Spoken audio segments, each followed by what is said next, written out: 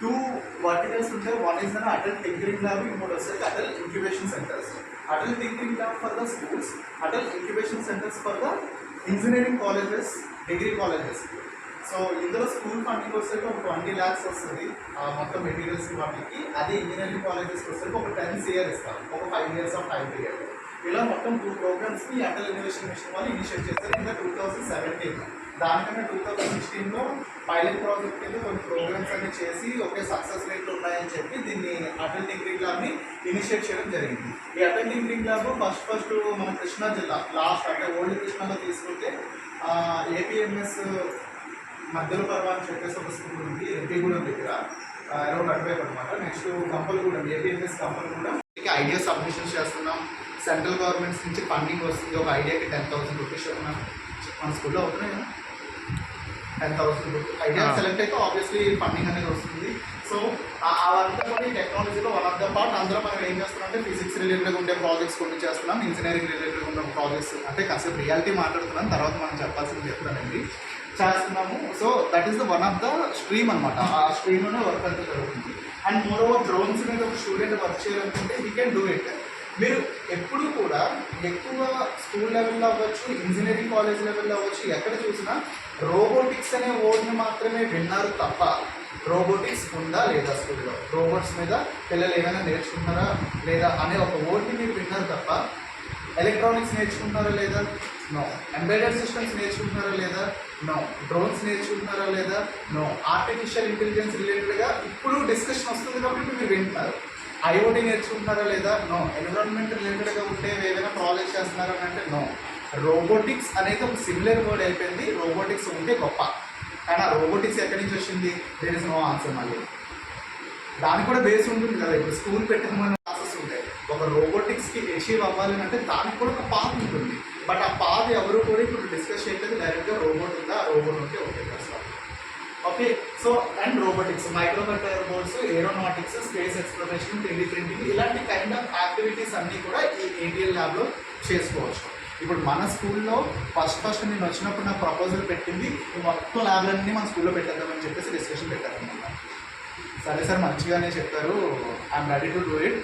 కాకపోతే నాకు కొన్ని రిక్వైర్మెంట్స్ ఉన్నాయి, మీరు మనం ఫిల్ చేస్తారని అంటే మనకు పాస్ పడింది. అవి కూడా ఏంటని చెప్తాను, ఎందుకు పాస్ పడింది, దేనికోసం పాస్ పడింది అని చెప్పి. ఈ కంపెనీస్ అనేది పుష్ చేసింది అటల్ టింకరింగ్ ల్యాబ్స్ అని పెట్టగానే. వీళ్ళు ఒక 2-3 years రన్ చేశారు. స్కూల్స్ అన్నింటికి ఫండింగ్ ఇచ్చారు. డబ్బులు పెట్టేటప్పుడు ప్రైవేట్ కంపెనీస్ డెఫినెట్గా గవర్నమెంట్ని క్వశ్చన్ చేస్తారు. వాట్ ఈస్ ద ప్రాసెస్, ఏం జరుగుతుంది, ఏమైనా పిల్లలు కనిపెట్టారా లేదా అని చెప్పి గ్రౌండ్ రూట్లోకి వచ్చి రిపోర్ట్ అంతా తీసుకుని వెళ్ళి జర్నల్ రిపోర్ట్ వీళ్ళు సబ్మిట్ చేశారు. ల్యాబ్స్ ఉన్నాయి, ల్యాబ్స్ అయితే పెట్టాం కానీ ఇన్నోవేషన్స్ ఏం లేదా. మేము దీన్ని రోజు మీకు పెడుతూ ఉంటే ఎలా సార్ అని అంటే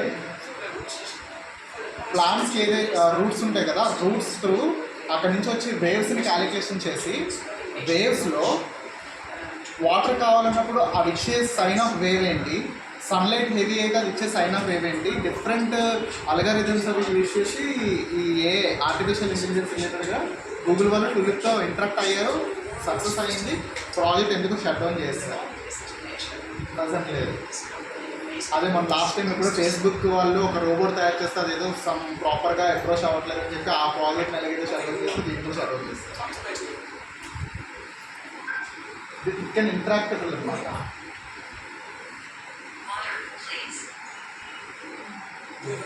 వాయిస్ కొంచెం వస్తే అర్థమయ్యేది.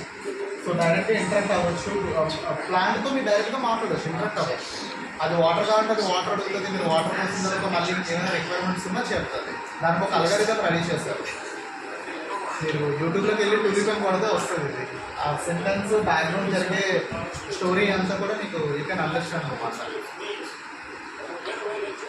చాలా రీసెర్చ్ చేశారండి. ఒక 3 ఫండమెంటల్స్ అనమాట. అంటే మీ ఫిజిక్స్ బుక్లో మీరు ఉండే series connections, parallel connections, current ratings ఏమవుతున్నాయి, ఇలాంటి కైండ్ ఆఫ్ స్టఫ్ అంతా కూడా ఈ ఎలక్ట్రానిక్స్లో నేర్పించబోతున్నాం. ఈ ఎలక్ట్రానిక్స్, 3D ప్రింటింగ్ ఈ అకాడమిక్ ఇయర్ వీఆర్ ఇనిషియేటింగ్. ఈ అకాడమిక్ ఇయర్ 2 days తీసుకున్నాం అనమాట. 3D ప్రింటింగ్ హార్డ్లీ మేము ఒక 1 week ఎఫోర్ట్ ఇస్తే అది అందరికీ వచ్చేస్తుంది. వన్స్ అది అయిపోయిన తర్వాత ఎలక్ట్రానిక్స్, దీనికి ఒక కరికులం రెడీ చేస్తున్నాం, customized curriculum for the school. ఆ కరికులం ప్రకారం ఎలక్ట్రానిక్స్ అంతా కూడా ఎగ్జిక్యూట్ చేసుకుని వెళ్తాం.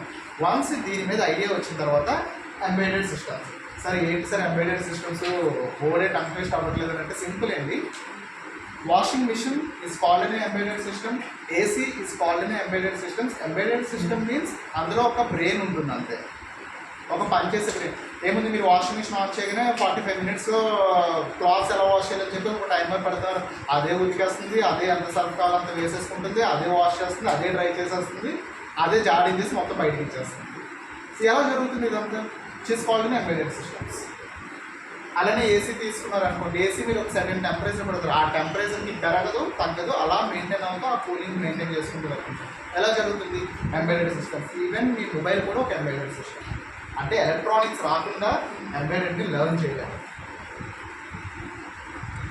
రీసెంట్